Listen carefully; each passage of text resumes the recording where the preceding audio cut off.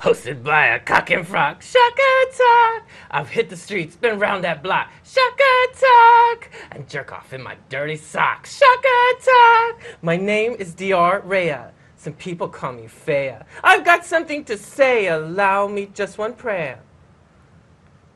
Okay, I suffer from a mental block, Shaka Talk. Like, oh my god, and what the fuck, Shaka Talk. So turn it up and sit right back, Shaka Talk. Woo, what's up everybody? How's it? Welcome to, I don't know what number, Shaka Talk. I just have to say a special I love you to my co-hostess Edna McMahon, who's not here today. She had a little emergency. She had to do a little redecorating in the nude, but we love her. And I have a special guest today. Her name is Malia Slusarenko. That's right. Right on. And what the hell does that mean? It's Ukrainian. Oh, is it? Yeah. Are you Ukrainian? Well, actually, ethnically, yes, I am. Oh, really? But my husband turned out to be Ukrainian. Oh, that's his also. last name? Yeah. Oh, and he's Ukrainian Girl, my too? last name was Martin. I know. I didn't know what Slusarenko was. I thought it meant something like, it looked like there's like slut in there somewhere. No, I just wanted to sound like I was an ice skater. Oh, okay. Can you do anything? Are you wearing panties? Oh, you don't have a little skirt on. No. So, I went to high school with Miss Martini. Well, we grew up together. We didn't go to the same school. Not same school. What school did you go? I started out at Kaiser and then ended up in Mililani, graduated Mililani. Oh, really? Ooh, that's where all my husbands live.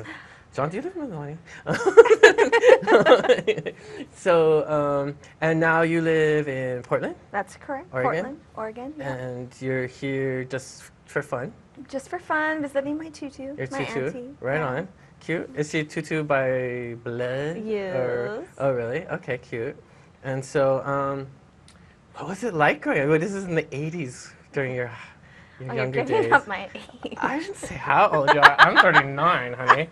So, and are you older or younger than 39? I'm just kidding. We don't ask a lady that. Oh, okay. No. Oh, then I should. Well, yeah, it was an interesting time. Yeah. You know, definitely. What did you involve yourself in during those times? Well, I was really into music Uh-huh. and particularly punk rock and new wave, whatever you want to call that at the time, and dance music. Did you have asymmetric hair? I did. I had Yeah. the full-on asymmetric bob with the spikes on one side. Oh, really? Like shave on one side and long yeah, on the other? Yeah. And did your mother understand? My mom was really cool. She was. I came home with a mohawk, and she was like, "Well, you can do whatever you want with your hair. You can do whatever you want as long as you don't hurt yourself. But you do realize you're going to the prom next week, Michael." I was like, "Oh, yeah." It wasn't planned? I kind of forgot about that. Oops. Wow. So what color was your mohawk? It was just my regular hair color. It was Okay. kind of bleachy blonde. And Okay. Your regular hair color is bleachy blonde. Is that beachy blonde? could be a little bit of both. Okay. Hello.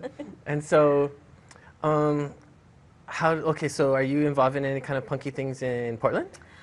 Not so much in punk rock, but No. right now my husband and I own Jackpot Records. It's a record store. It's been Okay. around for 12 years. Just one location? 2 locations, and Okay. he started it, and we do the store, which is Jackpot Records, and then we also do a reissue label, which is also called Jackpot Records. Really? You put out music? You have a label?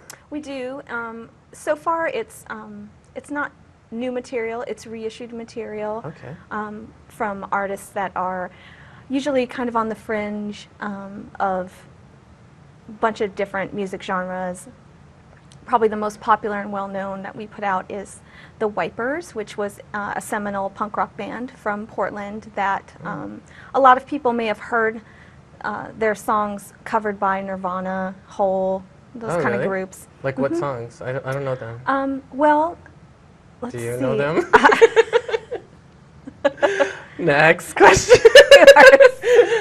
We called her last minute because of a little emergency, so thank you for coming down. She's going to be my co-hostess for the next episode, and maybe by the end of this conversation, she'll know what she's talking about. No, I'm just kidding. I'm just saying. So, How do you like living in Portland? Oh, I love living in Portland. Is it cold? Is it? It's definitely colder than here. Yeah. It doesn't get that cold though. It's not like the East Coast or the Midwest or something where you get 0 or something. Is it very green? It is. It's really green, which is probably why I don't mind living there. Yeah. And there's also a big river that goes through the city. Oh, so okay. I wouldn't want to live away from the water. So Yeah. I'm glad Can you swim there? I wouldn't want to swim in that river, but you can get to the coast, which is the coast and not the beach. Oh, there's okay. Arctic currents that come down, Oh. so it's really cold in the Yeah. ocean there. So I don't know how they surf there, but they do it. They've do. got like I don't know how they surf quadruple here. ply Oh, hello. wetsuit, you know. So did you get in a lot of trouble since you were into the punk thing back in the day? Well, yes. You did? I did, yeah. Oh, like what? Actually, well, when we moved from town out to Mililani, my mom said, "You're gonna get your ass kicked." I was like, "Thanks." But actually, because it was a very big school, so there was a small punk rock contingency out there, and being a child of folks that didn't own a home, we moved around all over the island. Okay. So I was used to making friends. So that wasn't the difficult part. But yeah, there were a couple sketchy moments with big mokes and Oh, really? getting cornered in the stairwell and stuff. Wow. But, you know, you get through it. I find myself to be a pretty friendly person, and I think people perceive me that way. So And you offer your virtue. well, that's one way to get out of a situation. You know, but I was lucky. I made friends with a lot of people, so that didn't happen very much after wasn't that a at big all. thing. It wasn't too bad. No. But was punk rock as like immersed in like the mainstream as it sort of is now? No, Or was it was sort of You definitely, it was a different stood world. out, yeah. Yeah, you definitely stood out. You couldn't just go to the mall and buy your Manic Panic. There was no Hot Topic. yeah. We made a lot of our clothes. We silk screened our own shirts. We did a lot of that type of thing. It's very like if you want a word, you gotta make it. Yeah, and we did a lot of thrift shopping Yeah. and wore funky, stupid clothes too. You know, it was fun. It was good. It was very creative, and there were definitely different factions that were involved. There was a real political, social awareness element coming out of a lot of the punks from the Kahala, Hawaii Kai area for some reason. But Really? you know, yeah, Okay. you know, a lot of. The rich people feeling sorry for the poor people and trying to relate. Well, I just think that there was a lot of awareness of things that were unfair, and it was a difficult time politically unless you were a Republican and unless you believed in Reaganomics and trickle-down theory, which really obviously didn't work very well. And although it was a great time of prosperity for some people, it was not for many, many others. And I think those kids were quite enlightened, and that was a really great element. Yeah. And then there was also just a good time party element that went along too. So you know, it wasn't like black and white. You weren't this or that, and it also wasn't black and white as far as you had to like punk rock music to hang out with these people. Only there was a lot of crossover, and that was a really beautiful thing about growing up here and being into music that wasn't played on the radio. So you had goths and kids that were just into good alternative dance music, things like, you know, As Wild as The Cure, you know, that stuff. Yeah, you kind of had to like intermingle because it's an island, and exactly. so you kind of you were able to mix, but also have your own separate tastes, and so it kind of turned people into like a stew of of influences and styles and stuff. Yeah, and it was great. It was a really really beneficial to me because, well, I had grown up in a household that listened to a wide variety of music, everything from classical to, you know, 60s rock and country music and whatever, you know. Stripper tunes. Yeah, we had one of those records too. So I was lucky in that way, and so it was natural to me to be drawn to whatever sounded good. Yeah. And if your friends are really into it and they make you a mixtape, then Hello. you It's start so playing romantic that. when people do that. I was like, oh, You know, because a mixtape isn't just a mixtape. Yeah. A mixtape is a declaration of your heart, really. I mean, if you think about it, Yeah. that's what it was all about. I made a mixtape for this band, Mindless Rebellion, and they're all, thanks, but we can't play it. They're all like 18, and I was like, you don't have a tape player like in your car? And they're all, we don't have a car. Like, okay. Was there like I noticed that there's still skinheads in Hawaii, but it doesn't, it's everybody's just kind of mellow. Like, do you remember there being like a lot of aggro? Racial tension Yeah. type of stuff? Well, that's the funny thing. It's like, the skinhead movement, for those of you that don't understand what that is it's a lot of bullethead guys running around, and hot. and there's a brotherhood, fraternity kind of element to it. But in the 80s, there was a lot of racial element involved in it that was very violent in some cities. Portland, in particular, had a very violent skinhead scene. There were some Ethiopian men that were beaten to death, and sort of blew that up there and got the exposure. And a lot of the Aryan race KKK guys were involved in basically gangs of young angry young men. And they were perpetrating as skinheads, and because they shaved their heads? They sort of did a lot of recruitment, and so there were a lot of those sorts of elements that were running around on the mainland. But here, you'll get your ass kicked. I'm sorry, but you know. If you're acting racist and dumb. Exactly. Yeah, I mean, there's just not room for that here, because if you're a white skinhead, you are definitely in the minority here if you're a racist skinhead. And so the skinhead movement here was very much of the fraternal brotherhood type of I guess carrying on. And do you remember Harsh? yes, Harsh, yep. Hawaii and all those anti-racist skinheads, yep. I had a button. Somebody gave it to me at the candy store I worked at. I was like, this is hot. I probably can't wear it. But maybe I can meet a boy. Yeah. So all the skinheads that I knew were all different ethnic backgrounds, and it was cool, you know. It wasn't that other element. Sometimes military guys would come over here and they'd think that was the deal. that there was the deal of, you know, being an asshole, but that definitely, they learned that they pretty got quick. shut down pretty fast. Pretty quick. So, Right and that's on. great. So. Do you still see any of those skinny boys around? You know, I haven't seen anybody on this trip No?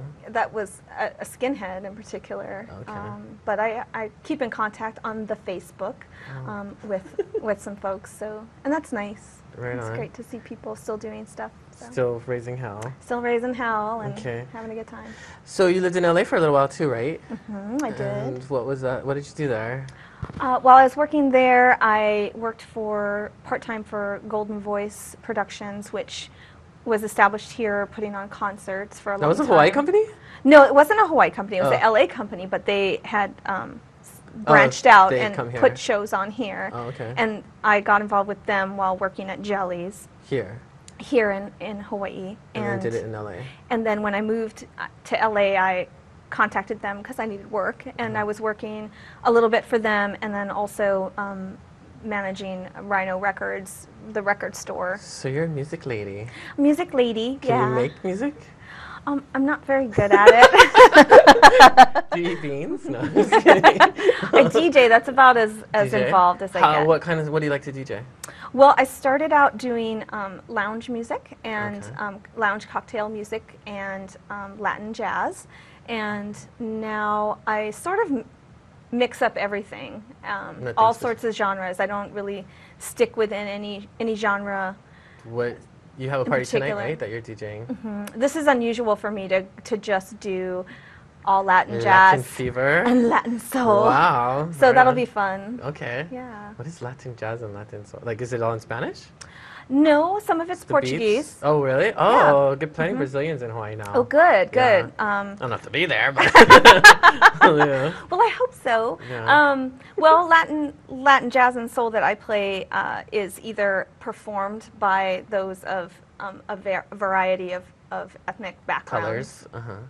all throughout, either from Mexico and down into South America and even in Spain, and then or it's inspired by those sounds that emulate different. Did you get into a lot of the Spanish stuff living in LA? Was there a lot of brown things Well, going on in your life? It's funny. Yeah, for some reason I just really have always liked sort of Spanish and Mexican sounds. Ooh. Ay caramba. But when I lived in Los Angeles, I started collecting some of that music, and when I returned to Hawaii in '94, I was working again at a record store, and I just had the opportunity to. It just was a time when certain music wasn't appreciated by a large amount of people, so I pretty much cleaned up on a lot of really great stuff that I was very fortunate. Yeah. Nobody else wanted it. I was pretty much the only person buying it. So, you know. And then she made us listen to it. Can I have those Sergio Mendes records? I love it. So, you know. What made you come back to Hawaii back then, after LA? I was broke. Oh, tell me about it. Me too. I saved up all my money when I was there so I could go travel around Europe for a few months, and that's pretty much about as long as I lasted. You went to Europe? Mm-hmm. What'd you do? Where'd you go? I started out in London and went up to Manchester and into over to Ireland and spent some time in Dublin and Galway. White power. I know, crazy. And then I went over to Berlin and stayed there for about a month with a friend of mine that I knew from Hawaii, Bianca Perndel. Oh, really? Banca? Oh. And because we had been in contact over the years. Cute. And stayed with her in this awesome, like, crazy flat. And then we went to Czechoslovakia, which had split at that time. So. Oh, okay. And we, with her? Yep, with her and a bunch of crazy friends, and had a good time, and then went back to London and figured out I was broke. Like, why am I so hungry?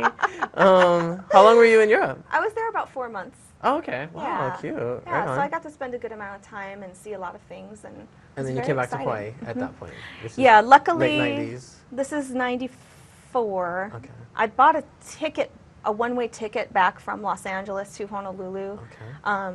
So knowing that I would probably be totally broke and come back home crying to my family. So that's what I did. That's what we all do. That's what we all did. And then you came back and you turned to a big fag hag, huh? Yeah, pretty much. Well, I've pretty much been a fag hag most of my life. Oh, really? Yeah. Did you wear, like, leggings and puffy paint oversized sweaters? No, no. I wore the neon socks with my jellies. Oh, okay. My jelly shoes. And It's a fag haggy, but it was. no. It works. It worked. Yeah, it was It part of the worked. uniform. It was part of the uniform.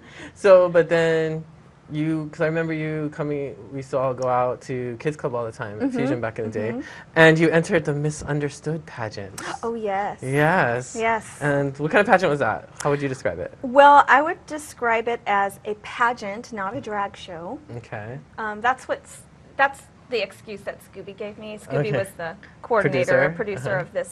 of this pageant, and he really wanted to branch it out from just the Just boys. a bunch of queers, yeah. Yeah, he really wanted to have some of the lesbians involved. Are you some of the lesbians? I'm not some of the lesbians, Oh. but I'm lesbian friends. Okay. Lesby friends. Lesbian friends. Okay. And you. He talked me into it. He was like, "Well, if I can't get anyone, would you do it?" And I said, "Yeah, I'll do it. Yeah. Whatever." I was probably loaded, Talking, like out drinking and dancing at the time, I'm Oh, sure. really? And then he calls me up and says, "Oh yeah, you got to do it." And I thought, "Oh gosh, I got to do And this." immediately you put tape on your tits and hit the stage in roller skates? I made my costume, and I had to come up with all of these costumes and. Well, what were the categories? I don't remember. Let's see. There was drama queen. Drama queen. And what did you do for that?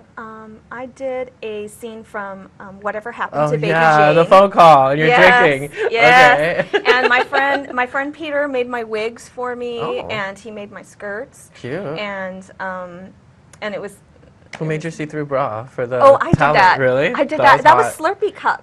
And the covers? yeah, it was Slurpee cups and and electrical tape. Right on. Sewn onto like I cut a bra up and put them on there. Ooh. Yeah, it was really fun. Is that your beauty secret? Is to just take rubbish and put it on your body? It's recycling. Yeah, recycling. It's reusing. Yeah, once you go green, you know what I mean. That's right. You never go back. So that's how I got talked into doing this, and it was really fun. And I was first runner-up, and I beat you. Yeah, we weren't gonna mention that I was planning all these things with all that money that you went home with. Sorry. Well, you know, girls got talent. Yeah, I guess, and star quality. Star quality. And whatever, and I've just got lots of hair everywhere. Well, you know, it was a funny night. I think Salt like kind of freaked out because she thought she was gonna lose. Oh, that's what she won, yeah. Yeah. Yeah, the winner. She like they were, like had to keep stalling. Like they were ready to announce the winners, but I guess the girl who came in first, she thought she lost, so she took off. And so we're throwing all these random people on stage. Like, what the fuck is she? Girl, you got to get up on stage. We're gonna put whatever song, and you're performing while we look for this bitch. And so whatever. Did she ever show up? I forget. No, No, she didn't. yeah. They had to just announce without her. The winner She wasn't thought she there. lost to a girl. Yeah.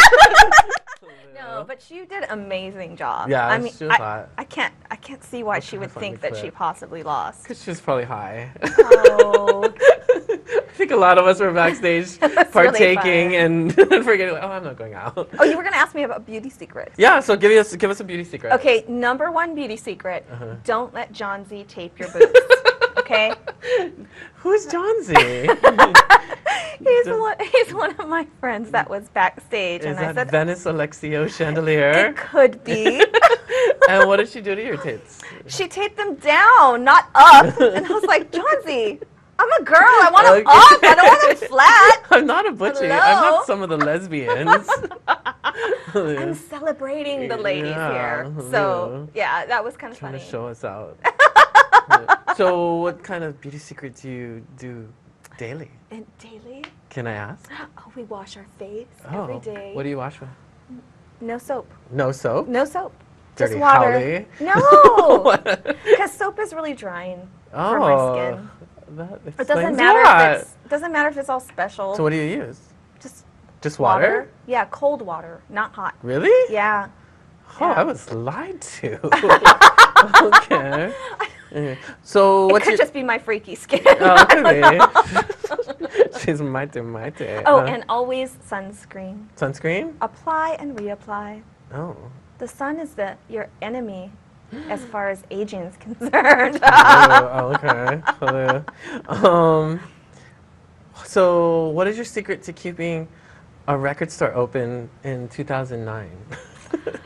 Well, you know, it is challenging. Mhm. And actually, it's been challenging, I'd say, since about 97, 98. Why is that? Things really changed. Well, there was a pretty big change in the music industry, the larger music industry. Mhm. We had the introduction of online shopping and these sorts of Shenanigans. things for the masses. Mhm. And brick and mortar, which is just a regular store on the corner, that sort of started to be these rumblings of threats to brick and mortar. Oh my gosh, the sky's falling. We're all going to lose our stores. And really, there were some things that happened, like, well, AOL Time Warner merged right around 2000, and that really was a really big change in the music industry because basically 30,000 people lost their jobs overnight. Oh. And because these two giant companies had merged and they were trying to get rid of crossover redundancies and things like that. And also what was going on was, I mean, we've all heard of Napster, and the MP3 was coming out as a format. And instead of embracing this format as what it is, truly what it's turned out to be, which is a singles format, Yeah. much like the Ka-single. Okay. And working in record stores since the late 80s, I've seen a lot of different changes over time. Yeah. And singles are a great market. You know, you can make major record companies made a lot of money with singles. With singles. And that's your radio, your Yeah, just the one mainstream radio format. And so instead of embracing this new technology, it sort of got into these scare tactics, and we had all this hoo-hoo with, you know, Metallica and Madonna and all. Yeah, and it just goes on and on. So there already was this rift, and then the internet is all about access. Those that are pioneering the internet from way back when, at the very beginning of it, and even into this day, where we have examples just like this week on Facebook, where people are hacking into Facebook to show you how vulnerable you really are. Wow, okay. By putting out information in basically a public worldwide format. People need to be aware, and so, but getting back to the... Did you guys embrace the internet as a record store? Well, we did in the sense that we did have a record, we did have a website, and we tried to do online sales as much as possible, and Do people still buy CDs? people do. Yeah. It's definitely slowed down. I'd say probably in the past 4 years, it's gone down about 20%. Have vinyl sales gone up? Vinyl Everybody's sales, a DJ? well, vinyl sales have always been really strong for our store. Really? Our store is about, I'd say about 60% vinyl sales. Oh, okay. And new and used doesn't matter. And so there's still a market for there's definitely a all market. kinds of pre-recorded store stuff. Okay. And we sell used CDs and new CDs, and then we do some DVDs as well that are music related. And how many songs does your label have? Or artists? How many artists? Right now we have 7, and we were set to put out 5 already for next year. And is it doing okay, or is that challenging as well? It's challenging as well, and most of the things that we put out, with exception of the wipers, which has a lot more staying power than the other items that we have on there, just because it reaches a broader audience. I see. I'd say that doing the record label, the reason that we did the record label was so that we could supplement what was going on in record retail. Okay. So we could, while we were losing sales with CDs, we wanted to bring something else in that would help us, that was still music related, and it's working out. And it's working out. It's definitely working out. Thanks for watching Shaka Talk. You guys, we're running out of time, but it was fun. Thank you, Malia. I love you. And John, too. Right on. Sorry to cut you off. No.